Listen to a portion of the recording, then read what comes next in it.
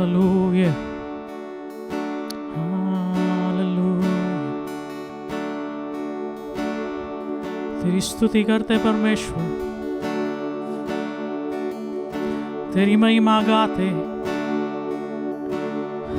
Hallelujah. खुदावंद आज सुबह के समय तेरी उपस्थिति में जब आए हैं, तेरी महिमा गाते परमेश्वर, तेरे नाम को ऊंचा उठाते हैं, तेरा धन्यवाद करते हैं तेरी सारी भलाइयों के लिए। हमें से हर कोई अलग अलग अवस्थाओं में से गुजरा।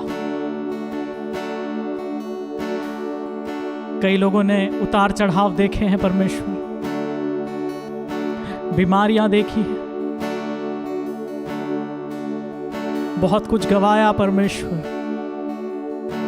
कई चुनौतियों से गुजरे हैं और गुजर रहे हैं, लेकिन उन सब के बीच में तेरी करुणा, तेरी दया, तेरी भलाइयां हमें चारों ओर से घेरी हुई है।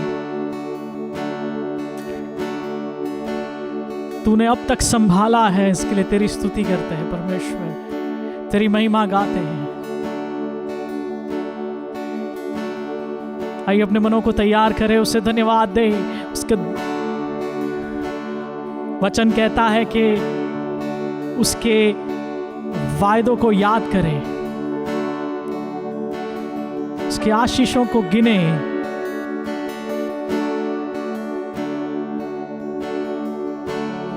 ओ धन्यवाद करते, धन्यवाद के साथ स्तुति गाऊंगा, है यीशु मेरे खुदा।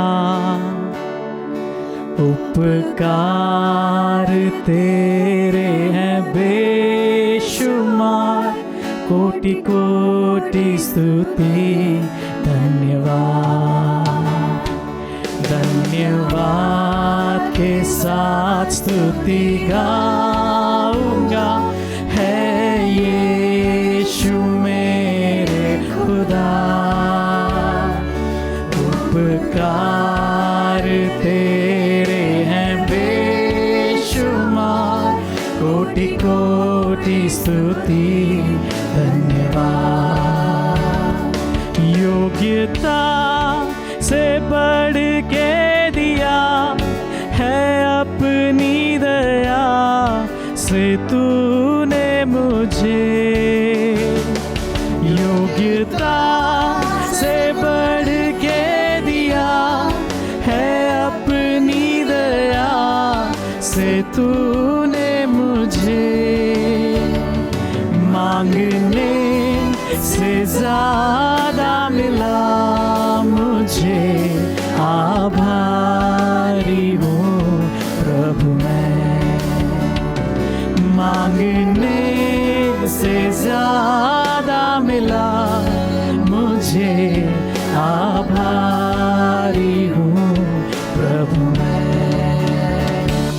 धन्यवाद के साथ स्तुति गाऊंगा, है यीशु मेरे खुदा।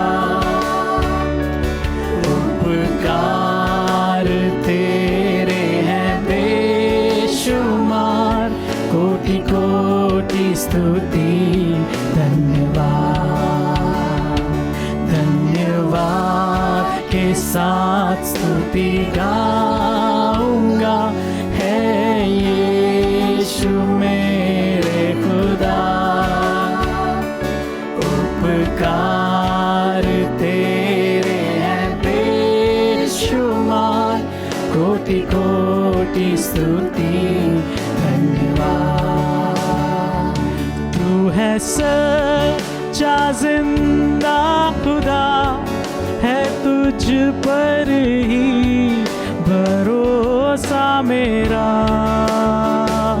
तू है सच्चा जिंदा खुदा, है तुझ पर ही भरोसा मेरा।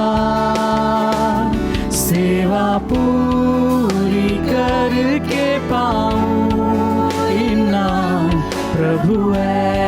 ऐसा दो वरदान, सेवा पूरी करके पाऊं इनाम, प्रभु ऐसा दो वरदान। धन्यवाद के साथ स्तुति गाऊंगा, है यीशु मेरे खुदा, उपकार तेरे हैं बेशुमार, कोटि कोटि स्तुति धन्यवाद। धन्यवाद के साथ स्तुति गाऊंगा, है यीशु मेरे खुदा, उपकार तेरे हैं बेशुमार, कोटि कोटि स्तुति धन्यवाद, कोटि कोटि स्तुति धन्यवाद, कोटि कोटि स्तुति धन्यवाद। हालेलुया। परमेश्वर तेरी स्तुति गाते हैं, तेरी महिमा गाते हैं खुदावंद, तुझे धन्यवाद देते हैं, धन्यवाद देते हैं परमेश्वर सारी आशीषों के लिए। अब तक तूने संभाला है परमेश्वर, अब तक तूने चलाया है परमेश्वर, उसके लिए तेरा धन्यवाद करते हैं। और आज सुबह के समय एक और बार अपने आप को तेरे हवाले करते हैं खुदा, तुझसे विनती करते हैं कि हम जानते हैं जहाँ यहाँ आसपास में जो कुछ भी हो रहा है उन सब में परमेश्वर तेरा हस्तक्षेप है परमेश्वर, तू हमारे मध्य है परमेश्वर, तेरी उपस्थिति हमारे बीच में है परमेश्वर। लेकिन हम एक और बार जो प्रार्थना तूने हमें सिखाया था उसी को दोबारा दोहराते हैं और तुझसे विनती करते हैं कि तेरा राज्य परमेश्वर आए इस जगह पर, इस पृथ्वी पर परमेश्वर, तेरी इच्छा पूरी हो स्वर्ग में जैसे होती है वैसे यहाँ होने पाए परमेश्वर। परमेश्वर इस स्वर्ग में ही नहीं लेकिन यहाँ पर भी तेरी हुकूमत हो। हालेलुया। हम कलीसिया के द्वारा, हम में से हर एक के द्वारा परमेश्वर तेरा राज्य फैलने पाए। हालेलुया।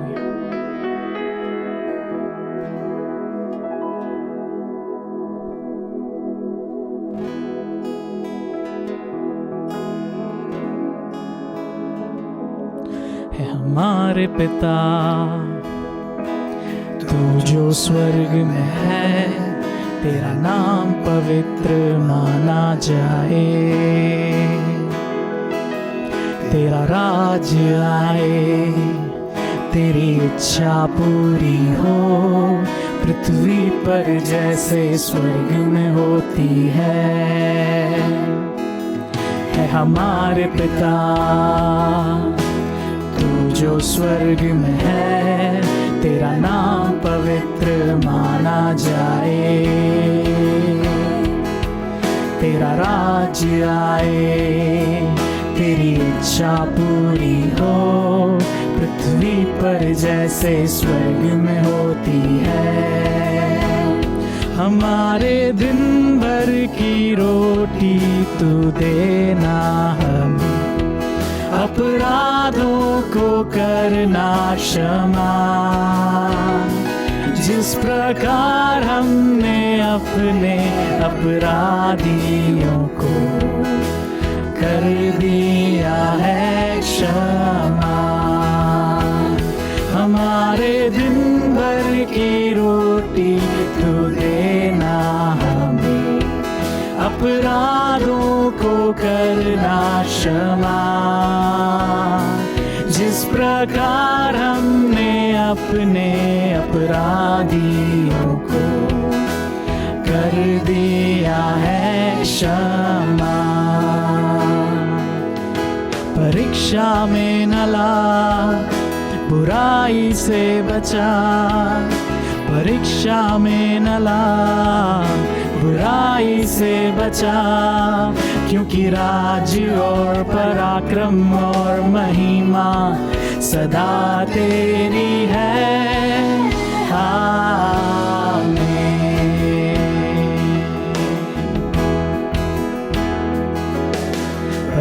परीक्षा में न ला, बुराई से बचा, परीक्षा में न ला, बुराई से बचा, क्योंकि राज्य और पराक्रम और महिमा सदा तेरी है।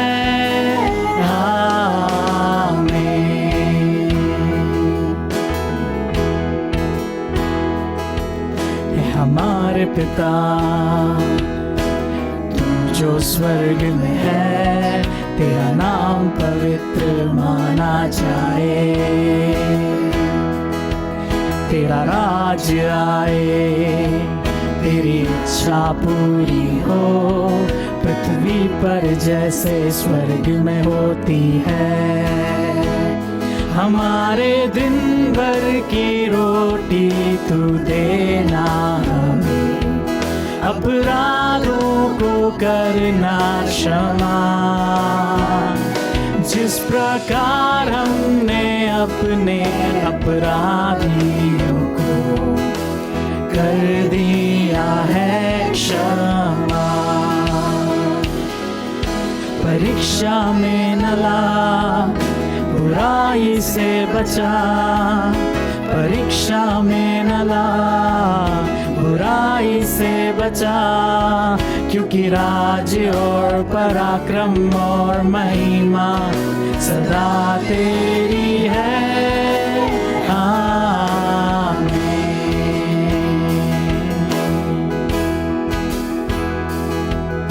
परीक्षा में न ला, बुराई से बचा, परीक्षा में न ला, बुराई से बचा, क्योंकि राज्य और पराक्रम और महिमा सदा तेरी है।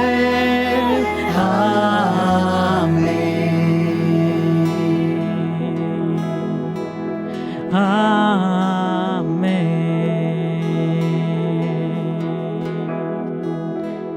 हालेलुया। परमेश्वर, पिछले कुछ हफ्तों से हम विश्वास के उन योद्धाओं के बारे में जब सीख रहे हैं, खुदावंद हम धन्यवाद करते हैं कि तू हमें भी इस पूरे दरमियान मजबूत कर रहा है। अलग अलग अवस्थाओं में से हमें ले जा रहा है हम सबको, लेकिन उन सब में तेरी इच्छा यही है कि हम तेरे समान, तेरे स्वरूप में बने और विश्वास में हम और परिपक्व हों। लेकिन हम ये भी जानते हैं खुदावंद कि हमारा विश्वास परखा जाएगा, हमारा विश्वास परखा जाएगा सोने और चांदी के समान। लेकिन इन सब में हमें ये हियाव है, और जिन्हें नहीं है उन्हें भी तू हियाव दे कि तू हमारे साथ है। परमेश्वर, तू हमारे साथ है, और यहाँ जो कुछ भी तू इस पृथ्वी पर कर रहा है उसमें हमें भी तू शामिल कर रहा है। धन्यवाद परमेश्वर। एक और बार अपने आप को तेरे हवाले करते हैं। तेरी सारी इच्छा जब यहाँ पूरी हो रही है, तेरी हुकूमत जब यहाँ और स्थापित हो रही है, हम भी उसमें शामिल हों खुदा। हम भी विश्वास में, परिपक्वता में और बढ़ें परमेश्वर, और तेरे राज्य में उपयोगी हों। हालेलुया।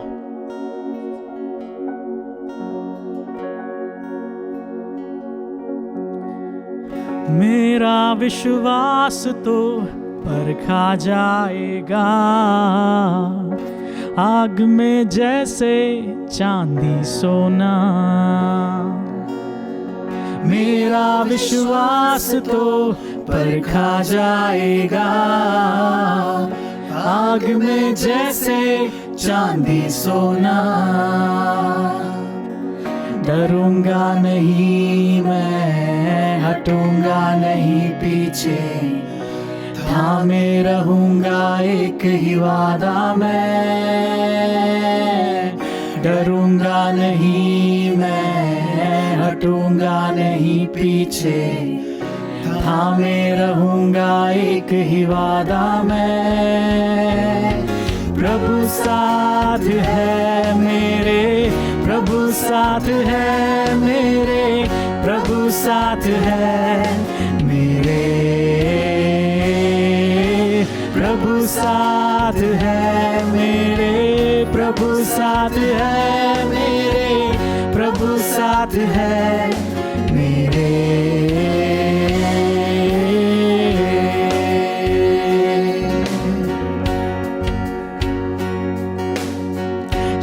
शैतान की युक्तियों से अनजान नहीं हूँ मैं, फाड़ खाने की उसकी फितरत है। शैतान की युक्तियों से अनजान नहीं हूँ मैं, फाड़ खाने की उसकी फितरत है। डरूंगा नहीं मैं, हटूंगा नहीं पीछे, थामे रहूंगा एक ही वादा में। डरूंगा नहीं मैं, हटूंगा नहीं पीछे, थामे रहूंगा एक ही वादा में। प्रभु साथ है मेरे, प्रभु साथ है मेरे, प्रभु साथ है मेरे, प्रभु साथ है मेरे, प्रभु साथ है मेरे, प्रभु साथ है मेरे।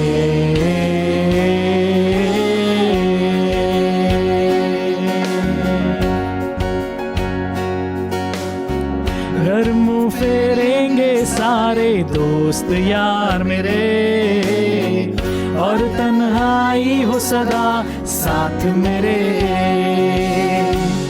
घर मुँह फेरेंगे सारे दोस्त यार मेरे, और तन्हाई हो सदा साथ मेरे। डरूंगा नहीं मैं, हटूंगा नहीं पीछे, थामे रहूंगा एक ही वादा में। डरूंगा नहीं मैं, हटूंगा नहीं पीछे, थामे रहूंगा एक ही वादा में। प्रभु साथ है मेरे, प्रभु साथ है मेरे, प्रभु साथ है मेरे, प्रभु साथ है मेरे, प्रभु साथ है मेरे, प्रभु साथ है मेरे।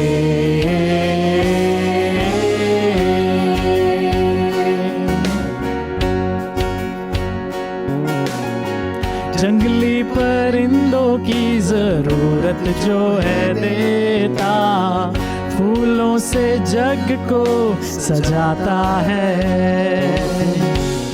जंगली परिंदों की जरूरत जो है देता, फूलों से जग को सजाता है। वो मेरा दाता हीरे और राफा, यीशु ही मेरा विधाता है। वो घोषणा करें, वो मेरा दाता हीरे और राफा, यीशु ही मेरा विधाता है। प्रभु साथ है मेरे, प्रभु साथ है मेरे, प्रभु साथ है मेरे,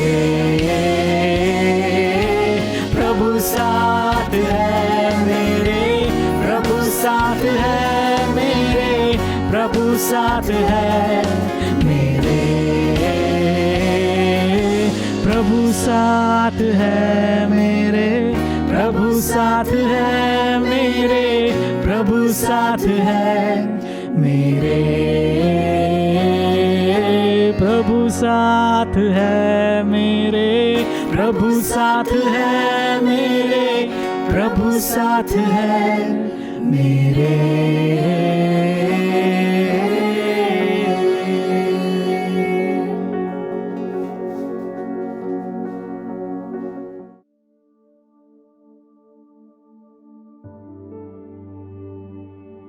praise the Lord grace fellowship.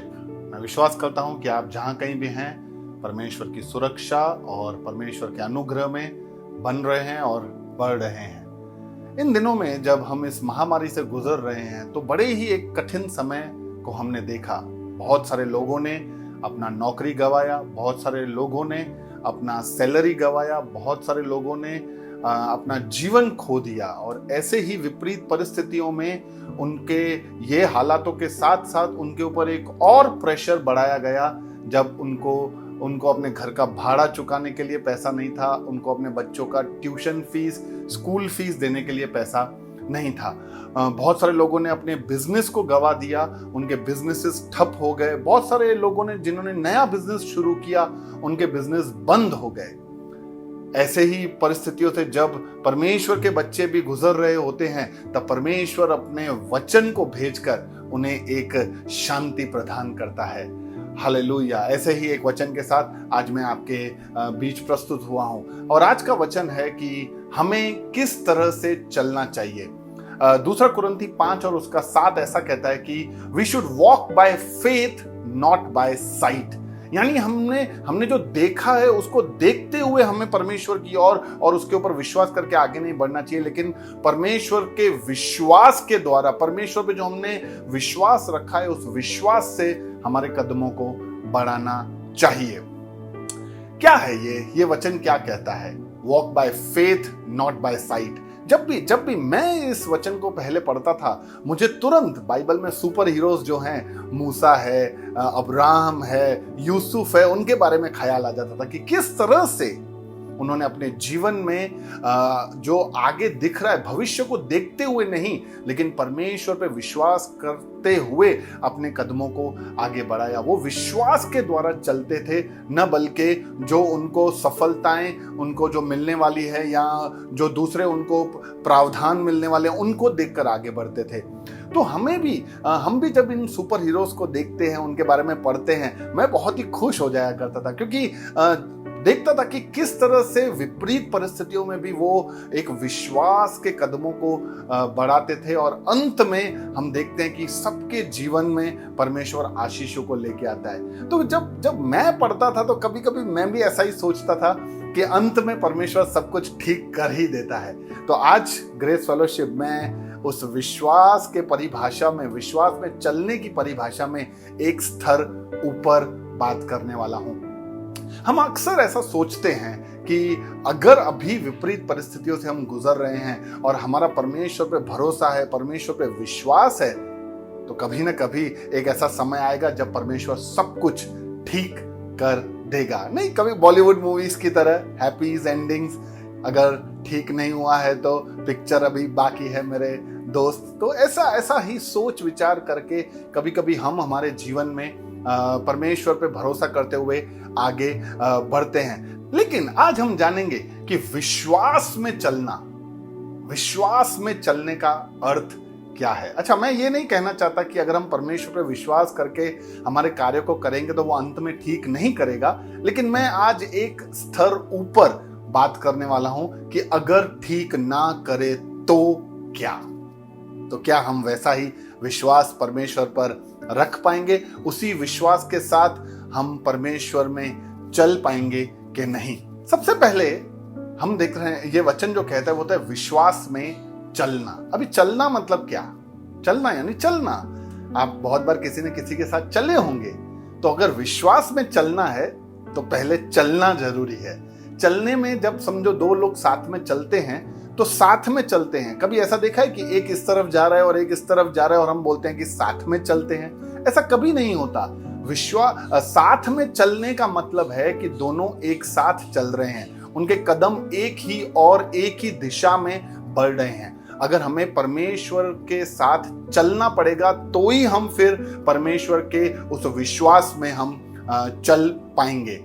चलना मतलब जब हम चलते हैं ना किसी के साथ, तो आपस में बांटते हैं, एक दूसरे को अपना हालेवाल सुनाते हैं, उनका सुनते हैं, अपना सुनाते हैं, एक दूसरे से शेयरिंग करते हैं। वैसे ही जब हम परमेश्वर के वचनों में चलते हैं, परमेश्वर के वचन को पढ़कर उसके आज्ञाओं में चलते हैं, तो परमेश्वर के साथ जब वो हमसे बांटता है, वो हमें अपने गुण बातें सुनाता है, समझाता है, तो हमारे उस विश्वास को उत्पन्न करता है, और उस विश्वास के उत्पन्न होने के बाद हम उस विश्वास में चल पाते हैं। ये संभव ही नहीं है कि हम विश्वास में चल रहे हैं और परमेश्वर के साथ नहीं चल रहे हैं, क्योंकि पहले साथ चलना होता है, फिर ही हम उस विश्वास में चल पाते हैं। तो क्या है ये विश्वास में चलना? जल्दी से मैं 2 या 3 बातें आपको बोलूंगा कि विश्वास में चलने का अर्थ क्या है।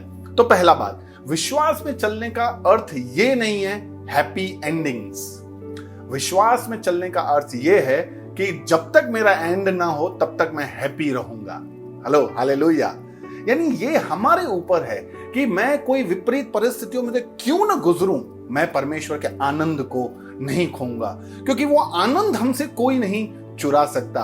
कोई परिस्थितियां, शैतान, उसकी हाकिम, उसके सेना, कोई भी हमसे वो परमेश्वर के आनंद को चुरा नहीं सकते अगर हम उस विश्वास में परमेश्वर के चल रहे हैं। तो चाहे हमारा नौकरी हो ना हो, शायद अभी हमारा मालिक हमारा पगार काट रहा है, आधा पगार दे रहा है, हो सकता है आने वाले दिनों में हमने आशा ये रखा है कि वो हमें पूरे पगार देगा, लेकिन ऐसा हो सकता है कि वो हमें नौकरी से निकाल दे, हमारा पगार 0 हो जाए।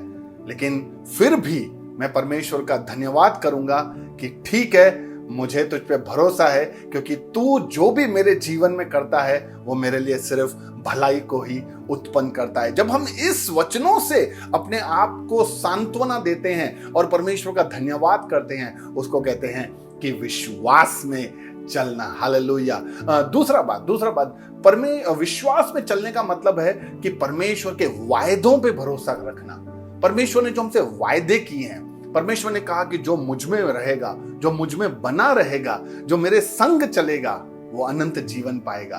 हालेलुया। शायद हम ये शारीरिक जीवन ना पाए, शायद ये शारीरिक जीवन में हम कठिनाइयां लेते लेते लेते हमारे जीवन का अंत हो जाए, लेकिन मेरे प्रियो, अनंत जीवन, क्योंकि परमेश्वर का वायदा है, उसने हमसे कहा है और वो झूठ नहीं बोलता, वो हमारे जीवन में उस अनंत जीवन को जरूर भरेगा और अपने हाथों से, जैसा वचन कहता है कि वो अपने हाथों से हमारे आंसुओं को पोंछेगा और फिर न दुख होगा न क्लेश। तीसरा बात, हमें हमेशा ये दुआ करते रहना चाहिए कि प्रभु, जब मैं इस विश्वास की यात्रा में मैं चल रहा हूं, तो परमेश्वर, मैं मेरे जीवन को इस तरह से बनाऊं कि जिस दिन मैं तुझसे मुलाकात लूं, तो मुझे बाहें फैलाकर कहे कि भले और विश्वास योग्य सेवक मेरे राज्य में प्रवेश कर। Come on my good and faithful servant. ये हमारी प्रार्थनाएं होनी चाहिए। हमारी प्रार्थनाओं को कभी कभी हमें बदलने का जरूरत होता है। हमारी शारीरिक प्रार्थनाओं से हमें उठकर हमारे आत्मिक रीति की प्रार्थनाओं में कभी कभी हमें जाने का जरूरत होता है। हम तभी उस विश्वास की यात्रा में हम चल पाते हैं। हम कभी कभी ऐसा सोचते हैं कि परमेश्वर के अनुग्रह में या परमेश्वर के इस विश्वास की यात्रा में जब हम चलेंगे तो परमेश्वर का अनुग्रह हमारे ऊपर आएगा। जब मैं परमेश्वर के इस विश्वास में चलूंगा, परमेश्वर पर विश्वास करके बढ़ूंगा, तो जो मेरे काम नहीं हो रहे हैं वो संपूर्ण हो जाएंगे। तो कहीं कहीं मैं समझता हूं कि इस सोच को अगर हम बदलकर ऐसा समझे कि परमेश्वर का अनुग्रह होगा तो ही मैं वो विश्वास की यात्रा को कर पाऊंगा। विश्वास की यात्रा करने से मुझे अनुग्रह मिलेगा, ऐसा नहीं। अनुग्रह हमारे ऊपर आएगा तो ही मैं इस विश्वास की यात्रा को करने पाऊंगा।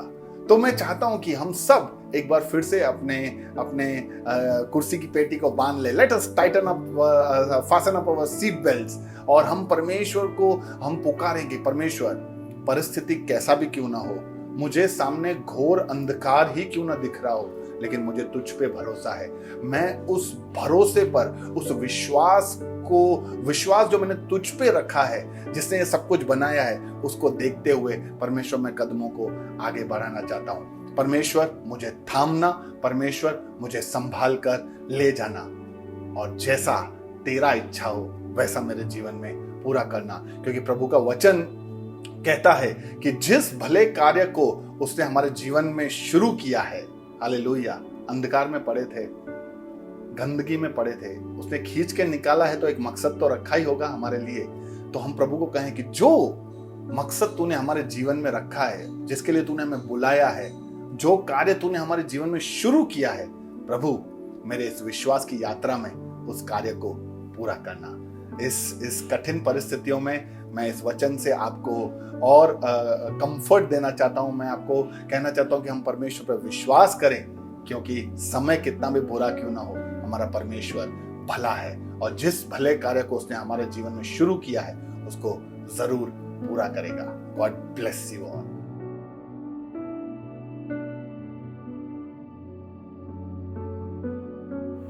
Praise the Lord. 26 जुलाई 2020 के ग्रेस सेंट्रल के आराधना सभा में मेरे साथ जुड़ने वाले सबको यीशु मसीह के नाम में प्रेमी सलाम।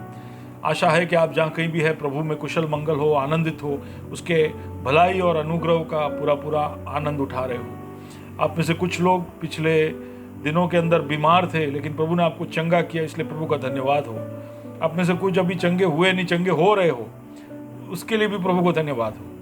और आप में से कुछ लोग अभी भी परेशानियों में और बीमार अवस्थाओं में हो, तो भी प्रभु को धन्यवाद, क्योंकि इस तरह प्रभु का धन्यवाद देते ही हम हमारे छुटकारे को, हमारे चंगाई को, हमारे जीवन के भलाइयों को प्राप्त कर सकते हैं। क्योंकि प्रभु यीशु मसीह में परमेश्वर की हमारे लिए यही इच्छा है कि हम निरंतर प्रभु का धन्यवाद करते हुए आगे बढ़े। हम पिछले कुछ हफ्तों से कुछ आत्मिक हीरो के विषय में देख रहे हैं। आत्मिक हीरो इसलिए क्योंकि उनके जीवनों से हम कुछ सीख लेने की कोशिश कर रहे हैं। ऐसी कुछ बातें जो हमारे जीवन में हम अमल कर सके, उसका नकल कर सके, उसका अनुकरण कर सके। नकल करने और अनुकरण करने में फायदा यह है कि ज़्यादा दिमाग लगाना नहीं पड़ता। नकल करते करते हम सफलता को प्राप्त कर सकते हैं। नकल करते करते हम पाप के छल से अपने आप को बचाए रख सकते हैं। नकल करते करते हम राह भटकने से अपने आप को बचाए रख सकते हैं। और इस दरमियान इसलिए हमने आबेल और हानोक और नूह, इब्राहिम, सारा, इसहाक, याकूब, यूसुफ, मूसा, ऐसे दिग्गजों के जीवन से कुछ ना कुछ सीखा। अब ये सारे लोग इतने बड़े हैं, इनका नाम इतना बड़ा है कि उनके सामने हम अपने आप को छोटा पाते हैं। इनके जीवन में कमियां है, घटिया है, कमजोरियां है, लेकिन इनके जीवन के अंदर की खूबियां इतना ज़्यादा है कि इब्रानी 11 की सूचिका में इनके नाम को देखकर हमें जरा भी तकलीफ नहीं हुई। लेकिन पिछले हफ्ते मैंने एक ऐसे व्यक्ति का नाम लिया जिससे हो सकता है कि आप में से कुछ लोग थोड़ा सा सोचने के लिए मजबूर हो गए होंगे कि ये व्यक्ति इस सूचिका में क्या कर रहा है। और उस व्यक्ति का नाम है राहाब। राहाब पेशे से एक वैश्या, और उसने जो भला काम किया कर पवित्र वचन में लिखा है उसके लिए भी उसने एक झूठ कहा। तो ऐसे एक व्यक्ति का मूसा और इब्राहिम जैसे लोगों के सूचिका में क्या काम है? तो उसका नाम हम सब के ऊपर तरह तरह के सवाल हमारे मनों में उत्पन्न कर देता है। लेकिन मैं समझता हूं कि हम में से कई लोग जो खुद में खूबियों से ज़्यादा कमजोरियों को पाते हैं, उनके लिए राहाब की कहानी एक आशा का कारण है कि अगर राहाब इस सूचिका में आ सकती है, हीरो बन सकती है, अनुकरण करने लायक उसके जीवन में बातें हो सकती है, तो फिर हमारे जीवन के दरमियान भी ये बातें हो सकती है। तो ऐसा एक अच्छा सीख लेकर हमें आगे बढ़ना चाहिए। लेकिन राहाब अकेली ऐसी व्यक्ति नहीं है जिसके उस सूचिका में नाम से सवाल निशान उठ सकता है। ऐसे दूसरे कुछ पात्र भी है। उसमें से 2 पात्रों के विषय में मैं आज आपके साथ बातचीत करना चाहूँगा। वैसे 4 पात्र के विषय में बात करने का मैं सोच रहा था, लेकिन उतना ज़्यादा समय नहीं होगा, इसलिए शायद अगले हफ्ते उनके विषय में हम बात करेंगे। आज 2 व्यक्तियों के बारे में हम बात करेंगे। एक है बाराक, दूसरा है गिदयोन। अब बाराक के विषय में हम इब्रानियों की पुस्तक में उसके 11वें अध्याय के 32वें कलम में वर्णन पाते हैं, और न्यायों की पुस्तक 4 और 5वें अध्याय के अंदर भी बाराक का वर्णन है। लेकिन बाराक का नाम जैसे ही लिया तो मैं ये पूरा भरोसे से कह सकता हूँ कि हम में से कई लोगों ने शायद ये नाम पहले कभी सुना ही नहीं होगा। ये कौन है, इसके बारे में तो हमने कभी पढ़ा ही नहीं, सोचा ही नहीं, ऐसा आप में से कई लोग कह सकते होंगे। लेकिन डबोरा नाम की एक भविष्यवक्ता जब उससे मिलने जाती है, तब उससे हमारा परिचय पहली बार न्यायों की पुस्तक 4 अध्याय उसके 6 और 7वें कलम के अंदर होता है। अब होता यूं है कि कनानियों ने इजरायलियों को परेशान कर रखा था, और इजरायली प्रार्थना कर रहे थे कि कनानियों से उनको बचाया जाए, और प्रभु ने उनकी प्रार्थना सुन ली और योजना बनाई कि इजरायलियों को बचाया जाए।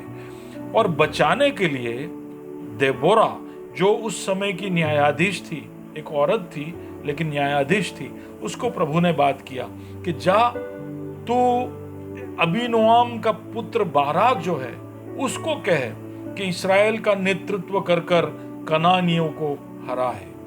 और तब हम देखते हैं कि बाराक हमारे सामने आता है। अब इसके विषय में कुछ रोमांचक बातें हैं जो मैं आपके सामने लेकर आना चाहता हूँ। बाराक के पास जब जाते हैं तो वो क्या प्रतिक्रिया करता है, लेकिन उससे पहले मैं चाहता हूँ कि आप ये बात को समझे कि बाराक एक बहुत ही अच्छा योद्धा होगा।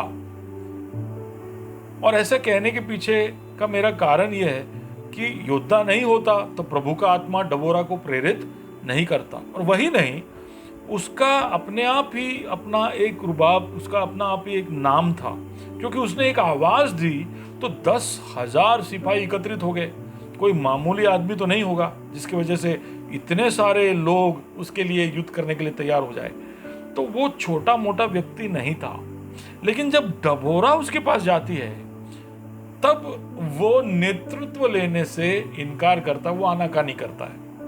तो इससे हम उसके विषय में एक बात समझ सकते हैं कि उसको नेतृत्व की जिम्मेदारी को लेने से डर लगता था। वो नहीं चाहता था कि कोई भी कारण से वो कोई भी तरह का नेतृत्व या अगुए का एक पोजीशन या जिम्मेदारी उठाए। मैं भी ऐसे कई लोगों को जानता हूं, कलीसिया में भी और बाहर भी, जो कोई भी तरह का नेतृत्व का जिम्मा उठाना नहीं चाहते। वो कहते हैं कि हमारी बुलाहट नहीं है। हम उनको कहे कि यार ये फलाने सीजन के लिए या फलाने रीजन के लिए, यानी कि थोड़े समय के लिए या खास इस प्रोजेक्ट के लिए आप लीडर बन जाइए, तभी भी वो तरह तरह की आनाकानी करते हैं। कोई भी तरह से वो लीडरशिप में रहना नहीं चाहते, वो हमेशा पीछे खड़े रहना चाहते हैं। और फिर भी इस तरह के एक व्यक्ति को हम इब्रानी 11 के सूचिका में देखते हैं, जो आगे खड़ा रहना नहीं चाहता, पीछे खड़े रहना चाहता है। तो इससे एक बात मैं समझता हूं वो ये है कि प्रभु को सिर्फ आगे खड़े रहने वाले अगुए अकेले नहीं चाहिए, उनके पीछे खड़े रहने वाले अगुए भी चाहिए, यानी सेकंड रंग लीडर्स जो बोलते हैं। प्रभु की उनके लिए भी योजना है। कई बार हम ऐसे सोचते हैं कि जो आगे आगे बड़े बड़े नेता है वही प्रभु की योजना में, उसकी दृष्टि में आते हैं, लेकिन प्रभु को सेकंड रंग लीडर से भी काम है। और आप उस परिस्थिति में रहकर भी एक आत्मिक हीरो बनकर उभर कर आ सकते हो। तो ये पहली सीख जो बाराक से हम लेते हैं। लेकिन फिर जब उसको थोड़ा और बारीकी से देखते तो हम पाते कि बाराक दबोरा से कहता है कि देखो, तुम अगर युद्ध में जाओगी तो मैं युद्ध करूंगा, तुम नहीं जाओगी तो मैं युद्ध नहीं करूंगा। अब ये कैसा सिपाही, कैसा योद्धा। मैं समझता हूं कि डबोरा कम से कम 40 साल की तो एक औरत होगी। उससे वो कहता है कि तुम जाओगी तो मैं आऊंगा, तुम नहीं जाओगी तो मैं नहीं आऊंगा। ये कैसा आदमी है? ये एक औरत के पीछे छुपकर क्या साबित करना चाहता है? अब हम में से कई लोग ऐसा कहेंगे कि देखिए, डबोरा एक न्यायाधीश थी, वो इजराइल की नेता थी, और इसलिए वो उस नेता को उसके अभिषेक का सम्मान करते हुए उसको आगे रहने के लिए वो कह रहा है। लेकिन अगर ऐसा ही कहना होता तो सीधा सीधा कह देता कि देखो डबोरा, मैं तुम्हारे साथ हूं, लेकिन तुम अभिषिक्त हो इसलिए तुम आगे रहना, तुम्हारे पीछे पीछे मैं हूं। ऐसा कहने की क्या जरूरत है कि तुम नहीं जाओगे तो मैं नहीं जाऊंगा? तो मैं ऐसा समझता हूं कि वो बहाना बना रहा था, एक मौका ढूंढ रहा था कि इस युद्ध में आने से अपने आप को बचाए रख सके। कोई भी तरह की जिम्मेदारी लेने से वो हिचकिचा रहा था।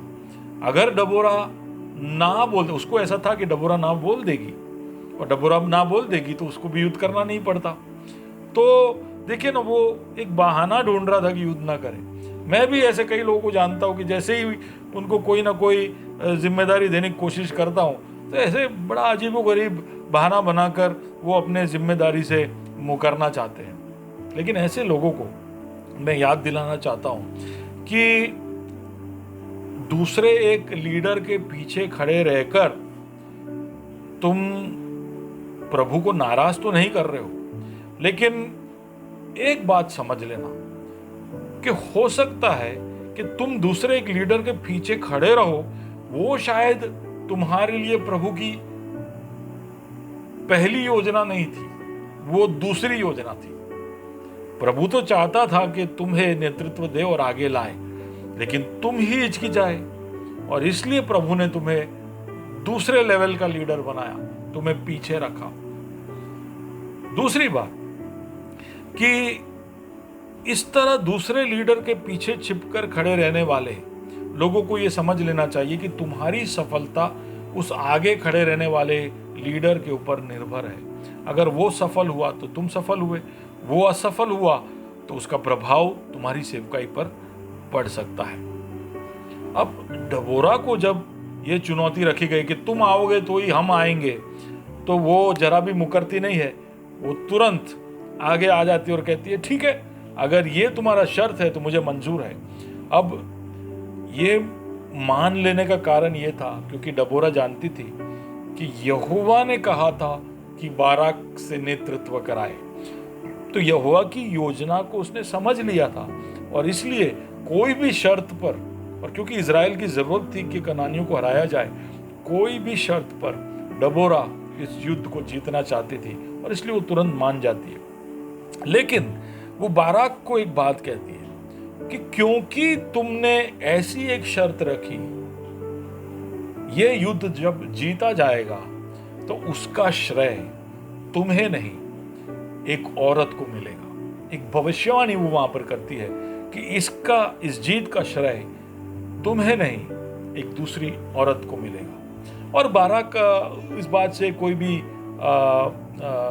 उसको कोई तकलीफ नहीं होती, वो कहता कोई बात नहीं, ऐसी बात है तो कोई बात नहीं, पर तुम आओगे तो मैं आऊंगा, तुम नहीं आओगे तो मैं नहीं आऊंगा।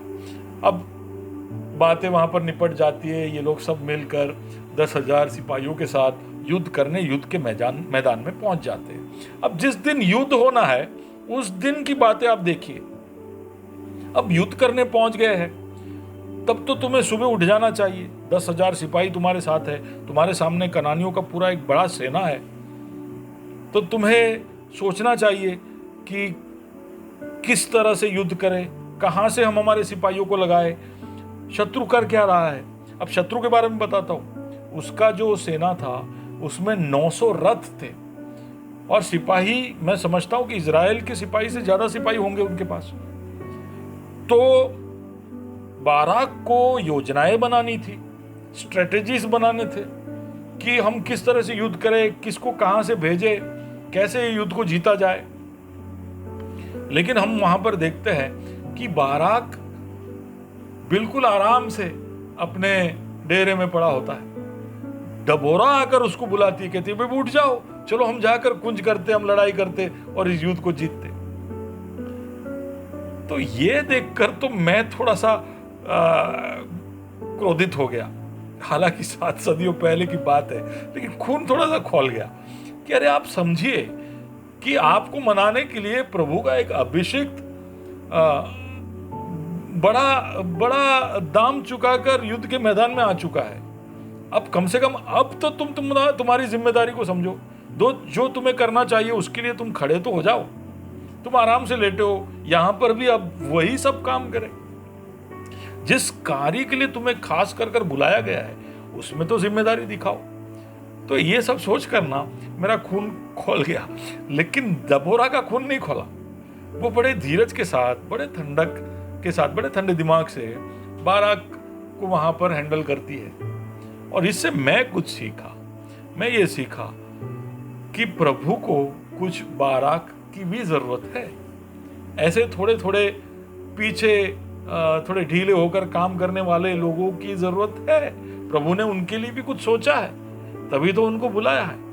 और डबोरा ये जानती थी यहोवा ने बुलाया है, यहोवा के लिए लड़ने वाला है, वो जैसा भी है मुझे कोई उससे कोई तकलीफ नहीं, मैं उसको सहन कर लूंगी क्योंकि यहोवा ने इसको चुना है। और मैं अपने आप को मना रहा था कि अगर मेरे जीवन में ऐसे बाराक आए तब मुझे भी ऐसा ही सोचना है कि यहोवा की योजना है, मुझे और कोई भी तरह के दिमाग में लोड या स्ट्रेस लेने की जरूरत नहीं है। अब आगे देखिए, अब आप में से कुछ लोग अगर ऐसा सोच रहे हैं कि मैं भैया के जीवन का एक बाराक हूँ, या आप जहाँ कहीं भी इस संदेश को सुन रहे, आप अपने आप को बाराक की परिस्थिति में पा रहे हो, तो आपको निरुत्साहित होने की ज़रूरत नहीं, अभी गुस्सा होने की ज़रूरत नहीं, आपको दुखी होने की ज़रूरत नहीं, क्योंकि अभी आपके विषय में एक बहुत अच्छी बात आगे इस संदेश में आ रही है। युद्ध जब शुरू हो जाता है, फिर बाराक जो युद्ध करता है, बाप रे बाप, वो अपने पूरे जोश में आकर ऐसा युद्ध वो और उसकी सेना लड़ती है कि 900 रथ वाले सीसेरा के सेना को, यानी राजा जबीन था लेकिन सेनापति सीसेरा, उस सेना को और उनके सिपाहियों को एक एक कर पकड़ कर हरा देती है। इतना घमासान युद्ध बाराक और उसके सिपाही लड़ते कि कनानियों के ऊपर वो विजय हासिल कर लेते। केवल एक बात चूक जाते हैं, सीसेरा जो सेनापति था वो युद्ध के मैदान से भाग जाता है, लेकिन ऐसा युद्ध लड़ते हैं कि वो जीत के कगार तक वो पहुंच जाते हैं।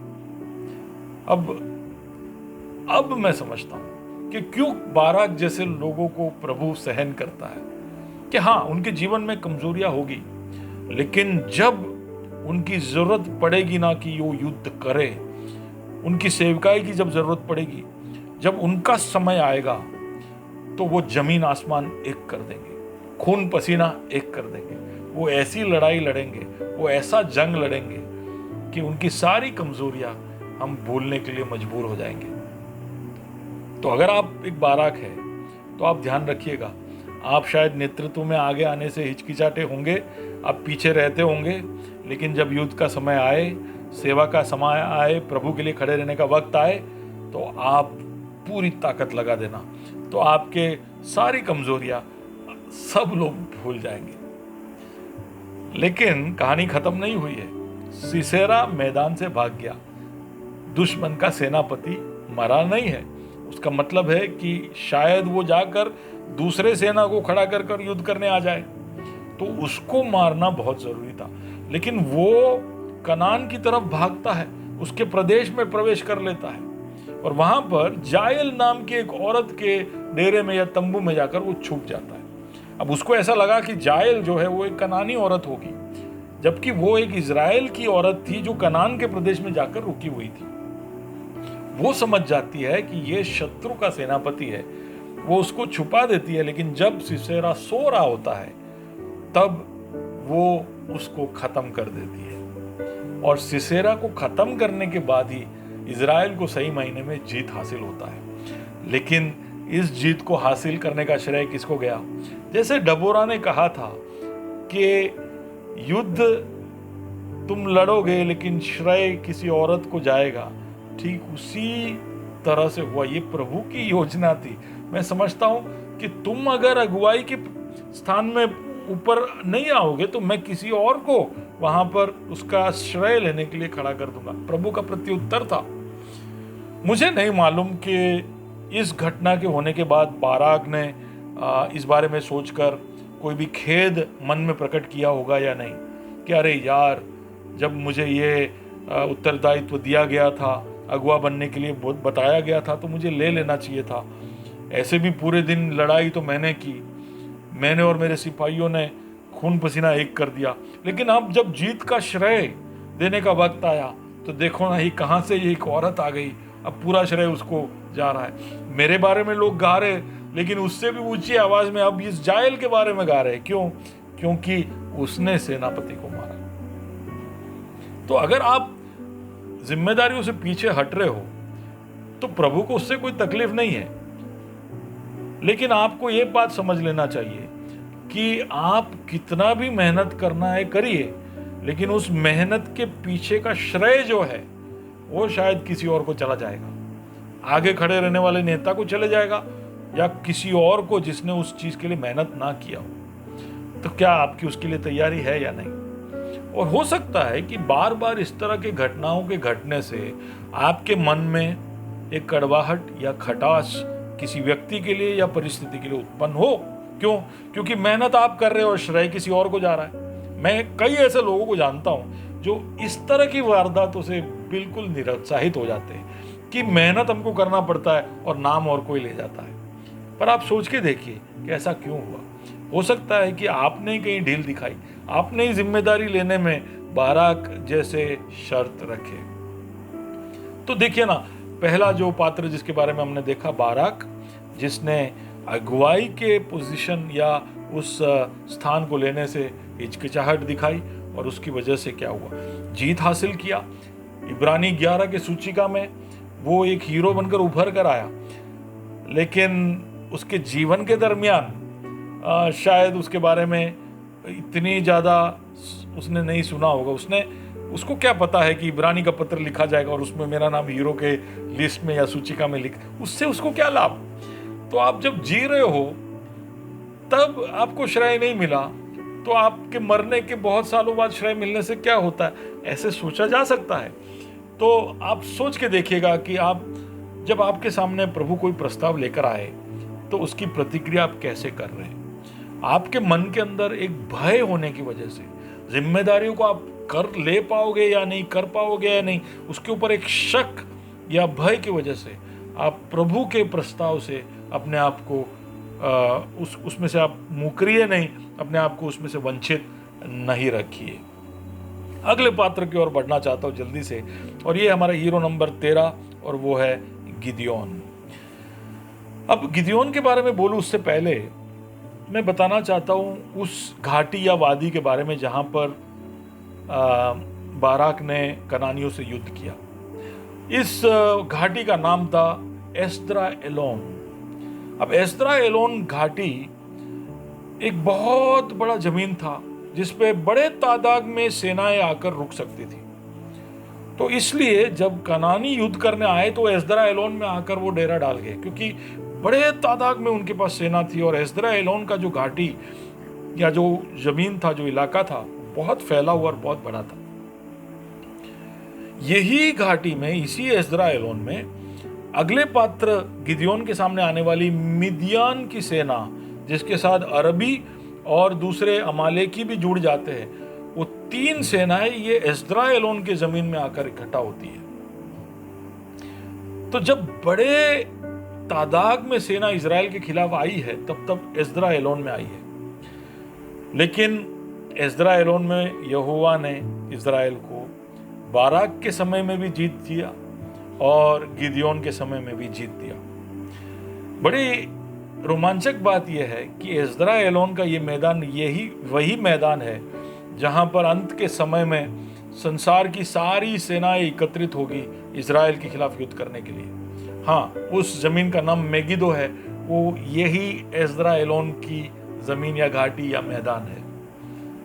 और बड़ी सेना के सामने इजराइल की छोटी सेना को अर्मगेडोन के युद्ध में भी यहोवा जीत हासिल कर देगा। फर्क इतना ही होगा, पहले बाराक था फिर गिदियोन था, लेकिन इस बार जो लीडर है या सेनापति है वो यीशु मसीह खुद होगा।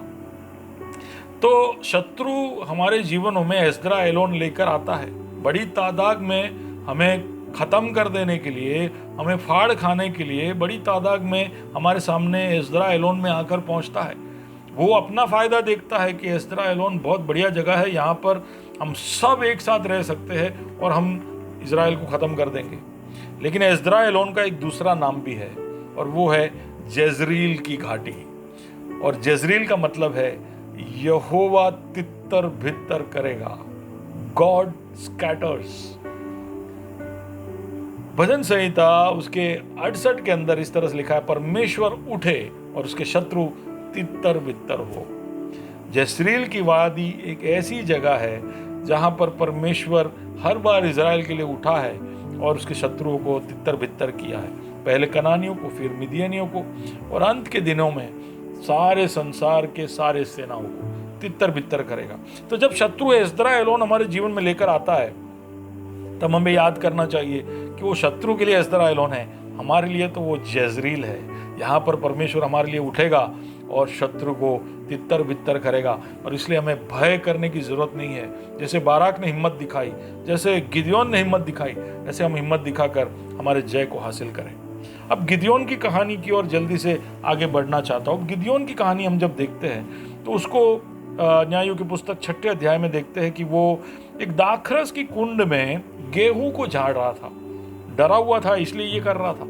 लेकिन वहां पर स्वर्गदूत प्रकट होता है और उसको कहता है महान योद्धा। गिदयोन को इस बात का विश्वास नहीं होता।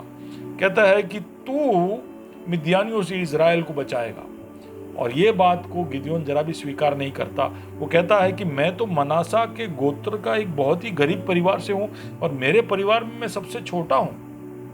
लेकिन स्वर्गदूत कहता है कि तेरे द्वारा ही इजराइल को मुक्ति और छुटकारा मिलेगी। और तब वो स्वर्गदूत से कहता है कि मुझे ये सबूत दो कि तुम यहोवा की तरफ से बोल रहे हो। तो उसके लिए जो भोजन गिदयोन देता है, स्वर्गदूत उसको आग से खत्म कर देता है और उसको सबूत देता है कि यहोवा की ओर से ये वाणी है कि गिदयोन जो है इजराइल को छुटकारा देगा।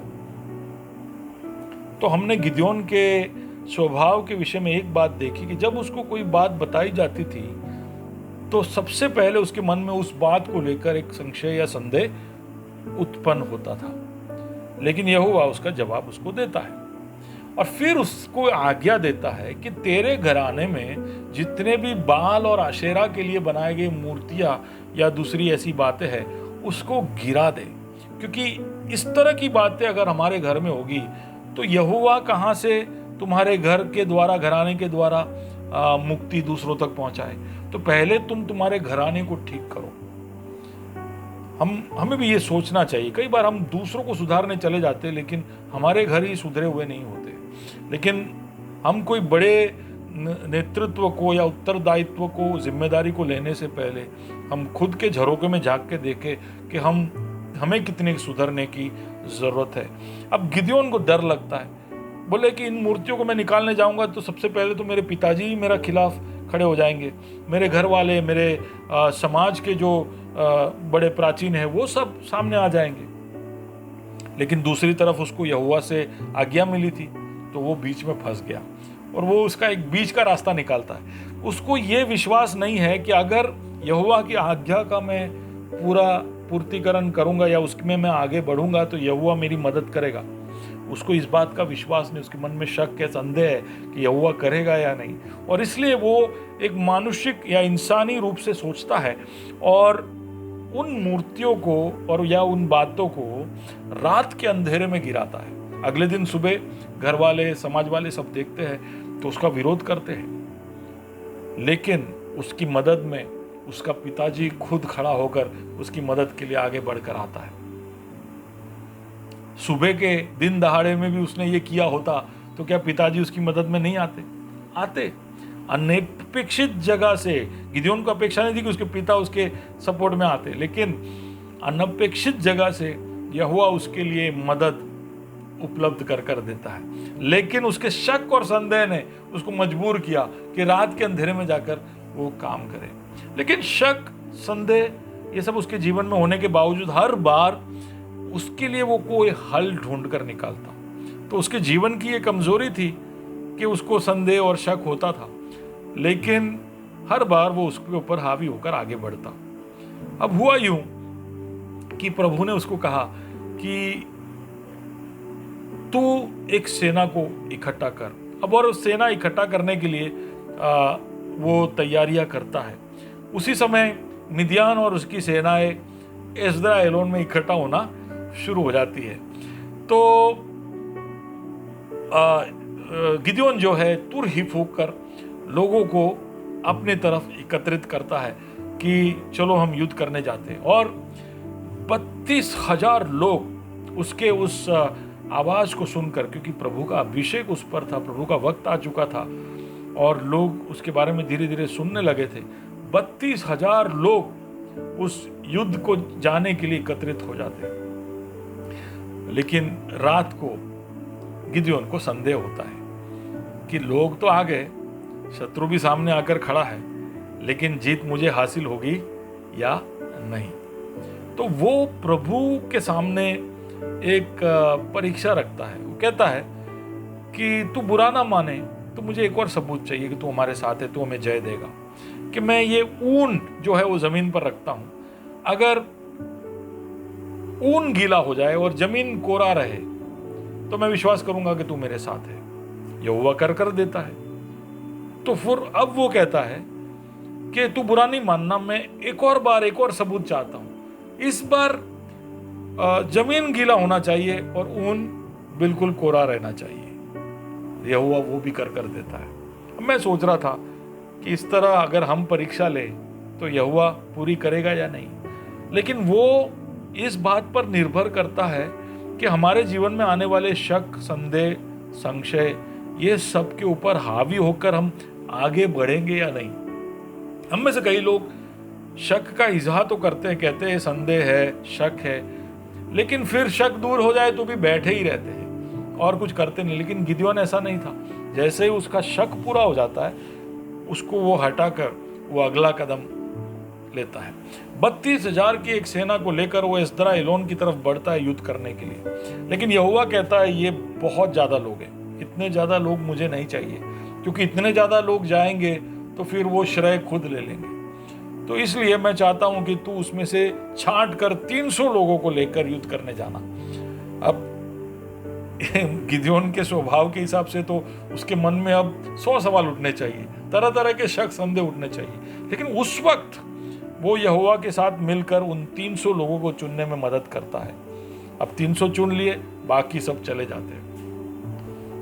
युद्ध करने का समय आ गया और वापस गिदयोन, जब रात होती है तो वापस उसको शक होता है कि क्या मैं जीत पाऊंगा या नहीं।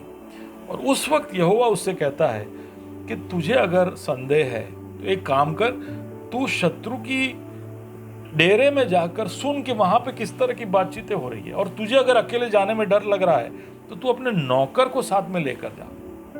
और गिदयोन अपने नौकर को लेकर वहां जाता है और वहां पर सुनता है कि मिद्यानी किस तरह की बातें कर रहे हैं। उसमें से कोई सपना देख रहा है कि किस तरह से मिद्यान और इजराइल की सेना आकर उनके सारे सेना को ख़त्म कर देता है। एक सपना वो देखता है और वो दूसरों को समझाते हो। तो इस तरह से उस सेना के अंदर एक भय का माहौल था। जैसे यरीहो के अंदर इजराइल को लेकर भय का माहौल था, ठीक उसी तरह का एक भय का माहौल उसने मिद्यानियों के उस डेरे के अंदर पाया। और वो सुनते ही मिद्यान का विश्वास जो दृढ़ हो गया, वो हिम्मत पाता है और एक ऐसी योजना बनाता है जो पढ़ने लायक है, सीखने लायक है, और एक बहुत ही बड़ी जीत वो वहाँ पर हासिल करता है। और उसकी जीत इतनी ज़्यादा यादगार बन जाती है कि सदियों के बाद भी गिदयोन ने मिद्यानियों को जो हराया, उसकी बातचीत होते रही। तो यहोवा उसके उस संदेह को हर बार मिटा कर देता है, क्योंकि यहोवा नहीं चाहता कि हम हमारे मनों में शक और संदेह और संशय लेकर घूमें। अगर हमारे मन में कोई संदेह है तो जल्दी से उसको दूर करिए ना, उसको लेकर आप आगे बढ़ते नहीं जाइए। क्योंकि संदेह जो है, शक जो है, संशय जो है, वो तुम्हारे विजय तक तुम्हें पहुंचने नहीं देगा। वो तुम्हें डराएगा और वो तुम्हें पीछे हटाएगा। तो यहोवा तैयार है तुम्हारे उस संदेह, उस संशय को, शक को हटाने के लिए। जरूरत पड़े तो वो सबूत भी देगा। और अगर आप ऐसा करोगे तो एक बहुत बड़ा जीत आप हासिल कर पाओगे। तो हमने 2 व्यक्तियों के बारे में देखा जिनके जीवन में कमजोरियां है, और जब हम उनकी कहानी पढ़ते हैं तो उनकी कमजोरियों को देखकर तो लगता है कि बाबा ये कैसे लोग थे, 1-2 चीज़ें इन्होंने कर दी बस, बाकी तो इनके जीवन में इतनी सारी कमजोरियां दिख रही है। और फिर हम जब इब्रानी में आते हैं और फिर उनका नाम देखते हैं तो मन में सवाल उठता है कि परमेश्वर ये क्या, ये लोग कहाँ से इसमें आ गए। लेकिन हमारे लिए ये एक सीख है कि कमजोरियां होने के बावजूद अगर हमारा दिशा सही है, जैसे बाराक जो है उसके जीवन में कमजोरियां थी, लेकिन जब समय आया तो ऐसा युद्ध लड़ता है। गिदयोन जो है उसके जीवन में कमजोरियां तो थी, लेकिन वो हर शक, संदेह को दूर कर ऐसी योजना और ऐसा युद्ध लड़ता है। प्रभु की सेवकाई को लेकर जब हमारे सामने परिस्थितियां उभर कर आती है तो हम ऐसी सेवकाई करें, प्रभु के लिए इस तरह से खड़े रहे कि हमारी सारी कमजोरियां फीकी पड़ जाए, हमारे जीवन के द्वारा दूसरे कुछ सीख पाए। तो गिदयोन और बाराक 2 ऐसे बहुत ही रोमांचक पात्र। मैं नहीं सोचा था कि उनके जीवन से मैं इस तरह की बातें सीख पाऊंगा, लेकिन मैंने भी आज कुछ बातें सीखी और मैं आशा रखता हूँ कि आप भी इसमें से कुछ सीखे होंगे। आपके जीवन में जो जो जगह पर जहाँ जहाँ भी बदलाव लेकर आना है वो लेकर आइएगा। प्रभु ने अगर आपको अगुवा बनने के लिए बुलाया है तो कुछ देखकर सोचकर बुलाया होगा। कदमों को पीछे मत हटाइए, डरिए नहीं, शक मत करिए, प्रभु पर निर्भर रहिए, कुंज करिए, विजय हासिल करिए, महिमा प्रभु को प्राप्त कराइए। प्रभु आपको आशीष दे इन वचनों के द्वारा। आइए हम दुआ करते हैं। प्रभु जी, धन्यवाद देना चाहते हैं आज इस संदेश के लिए। कुछ ऐसे पात्रों के विषय में हमने देखा जिनके जीवन में प्रभु जी हम जब उनकी कहानियों को पढ़ते तो ऐसा लगता है कि भर भर कर कमजोरियां हैं, लेकिन तूने ऐसे लोगों का भी इस्तेमाल इसलिए किया क्योंकि जब सच में सेवकाई करने की वक्त आई तो तब उन्होंने अपना पूरा ताकत लगा दिया, खून पसीना एक कर दिया, जमीन आसमान एक कर दिया और प्रभु जी एक जीत तेरे लिए हासिल कर कर प्रभु उन्होंने दिया। प्रभु हम उनके जीवनों से सीखकर हमारे जीवन में भी प्रभु जी कुछ बदलाव लेकर आए, इसके लिए तुम्हारी मदद करना। खास हम याद करते हैं उस जezreel की घाटी को। हमारे जीवन में जब शत्रु एस्राएलोन लेकर आता है तो हम याद रखें कि तू तितर भितर करने वाला यहोवा है। हमारे जीवन में कमजोरियां होगी, लेकिन अगर तू हमारे साथ है तो हमें कोई भी तरह की भय और शंका के नीचे दबने की जरूरत नहीं। निश्चित रूप से जय हमें हासिल होगी। प्रभु जी, तू हमारे जीवनों के द्वारा जो जो करवाना चाहता है उसके लिए तू हमको आगे बढ़ा। कोई भी तरह से हम पीछे हटे नहीं, हम तेरा नकल करते हुए, तेरा अनुकरण करते हुए आगे बढ़े और ज्योति में चलते जाए। प्रभु जी, तू हम सबकी मदद करना। प्रार्थना सुना इसके लिए धन्यवाद। सबके ऊपर तेरी आशीषें बोलता हूँ, यीशु मसीह के नाम से इस दुआ को मांगता हूँ, आमीन। प्रभु आप सबको आशीष दे।